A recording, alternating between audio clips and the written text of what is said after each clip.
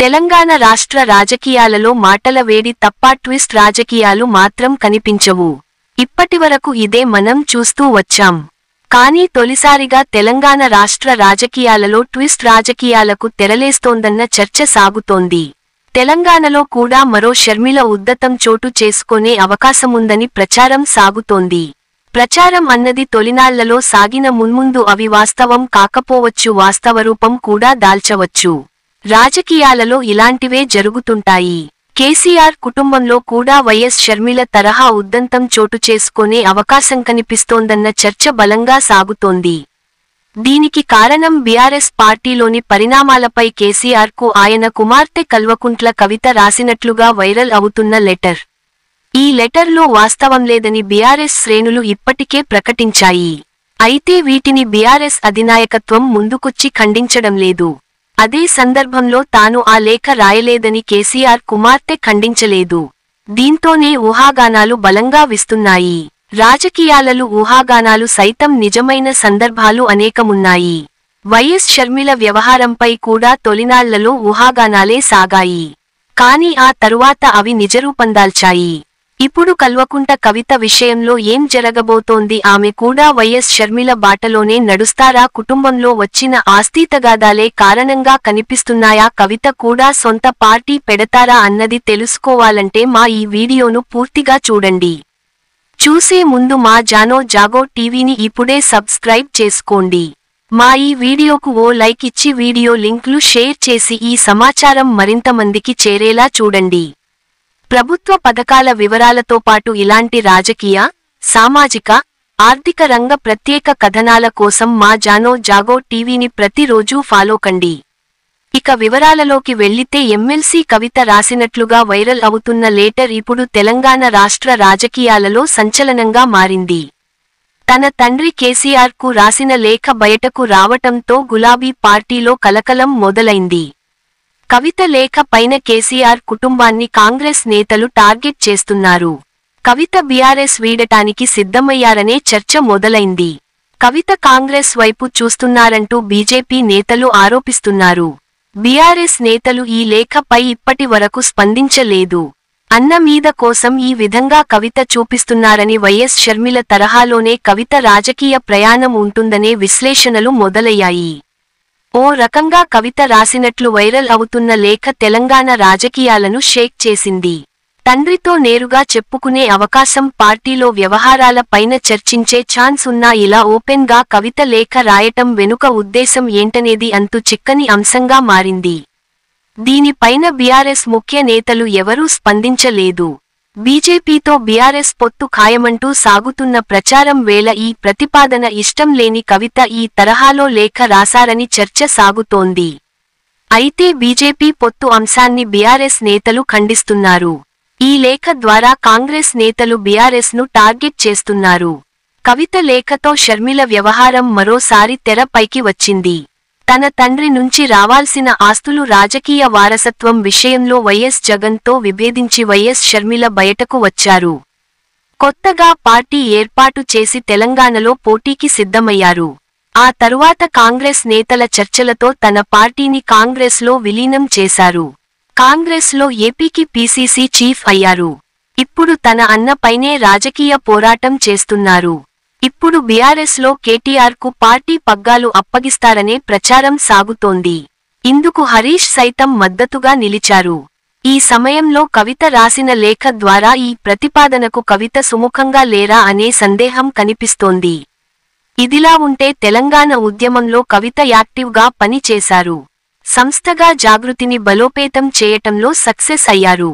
గతేడాది ఆగస్టులో liquor scam కేసులో సుప్రీంకోర్టు ఆమెకు బెయిల్ మంజూరు చేయడంతో హైదరాబాద్ చేరుకున్న ఆమె కొద్ది నెలలు మౌనం దాల్చారు.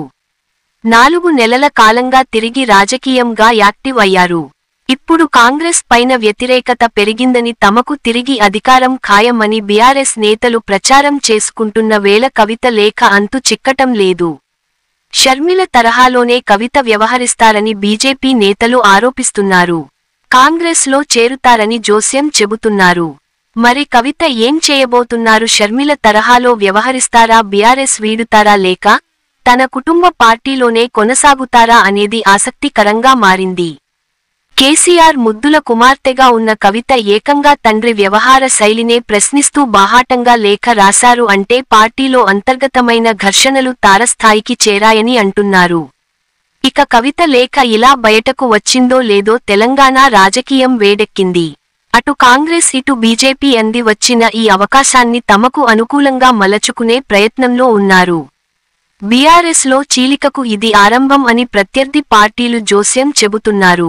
ఇదిలా ఉంటే కేటీఆర్కి తొందరలో పార్టీ పగ్గాలు అప్పగించడం ఖాయంగా కనిపిస్తోందని అంటున్నారు. అందుకే నచ్చని వారు ఇలా అసమ్మతి గళం వినిపిస్తున్నారని ఇక తొందరలో హరీష్ రావు కూడా తన గొంతుక విప్పుతారు అన్న ప్రచారం కూడా కొందరు చేస్తున్నారు. అదే సందర్భంలో కేసీఆర్కు కవిత రాసిన లేఖ బయటకు రావటం వెనుక అనేక సంచలన అంశాలు వెలుగులోకి వస్తున్నాయి. మున్ముందు ఈ విషయాలు నిజం కావచ్చు, లేక కేవలం ప్రచారం మాత్రమే కావచ్చు. అది కాలమే నిర్ణయిస్తుంది.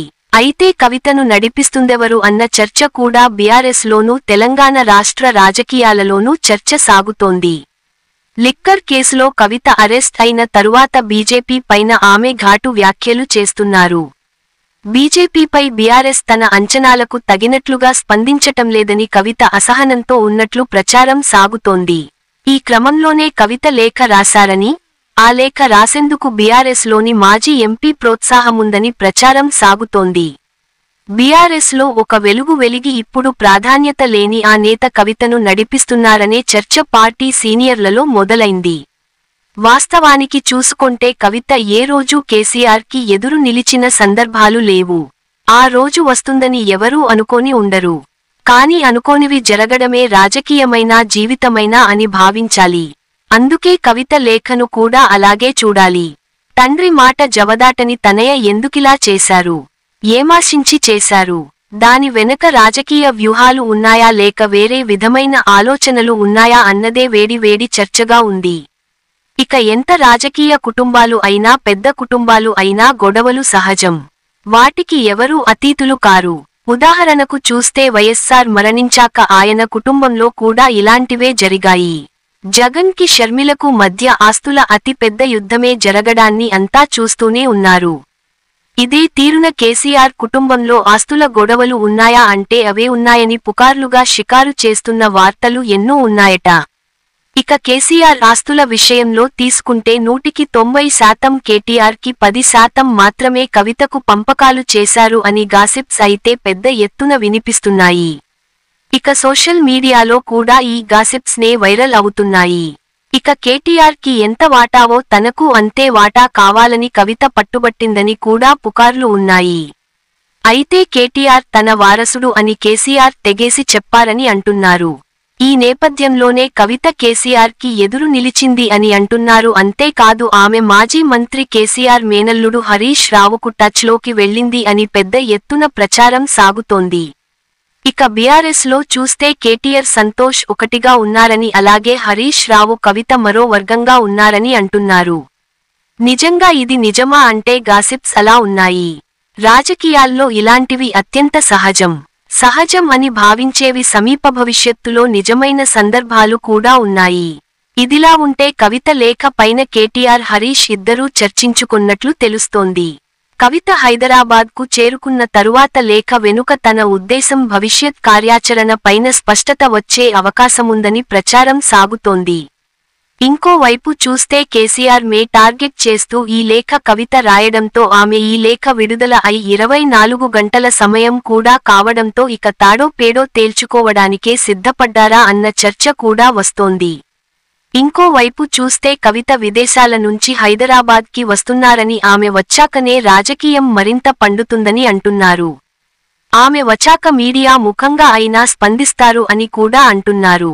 ఇక చూస్తే బీఆర్ఎస్ అధినాయకత్వం కవిత లేఖ రాసిన దానికి ఆమె నుంచి సంజాయిషీ కోరుతూ ఒక షోకాజ్ నోటీసు ఇస్తారని కూడా ప్రచారం సాగుతోంది. అంతేకాదు కవితను పార్టీ నుంచి సస్పెండ్ చేస్తారు అని కూడా అంటున్నారు. అయితే మరో ప్రచారం ఏమిటి అంటే ఆమెనే పార్టీకి రాజీనామా చేయమని కోరుతారు అని అంటున్నారు. ఇందులో ఏది జరిగినా తెలంగాణలో రాజకీయ కాక వేరే లెవెల్లో ఉంటుంది అని అంటున్నారు. మొత్తం మీద చూస్తే కవిత విషయంలో గులాబీ పార్టీలో ఇప్పుడు పూర్తి సైలెంట్ వాతావరణం ఉంది. కానీ అది తుపాను ముందు నిశ్శబ్దం అని కొందరు అంటున్నారు. గులాబీ పార్టీలో సీరియస్ డెసిషన్స్ తీసుకుంటారు అని అంటున్నారు. మరి కవిత అన్నింటికీ సిద్ధపడే ఉన్నారా అన్నది కూడా చర్చగా ఉంది. ఇక చూస్తే కనుక కేసీఆర్, కేటీఆర్ తదితర కుటుంబం అంతా అమెరికా టూర్కి త్వరలో వెళ్లబోతున్నారు అని అంటున్నారు. అమెరికా వెళ్లేలోగానే కవిత వ్యవహారంలో ఏదో ఒకటి తేల్చుతారని అంటున్నారు. జరుగుతున్న ప్రచారం చూస్తుంటే మే 26లోగా ఏదో ఒక సమయంలో కవిత మీద పార్టీ క్రమశిక్షణా చర్యలు తీసుకుంటుంది అని అంటున్నారు. అంటే మరో 24 గంటల వ్యవధి అన్న మాట. చూడాలి మరి బీఆర్ఎస్లో ఏమి జరుగుతుందో. మరి ఇంతటి విలువైన సమాచారం అందించిన మా జాగో టీవీని ఇప్పుడే సబ్స్క్రైబ్ చేసుకోండి. మా వీడియోకు ఓ లైక్ ఇచ్చి వీడియో లింక్లు ఇతరులకు షేర్ చేయండి.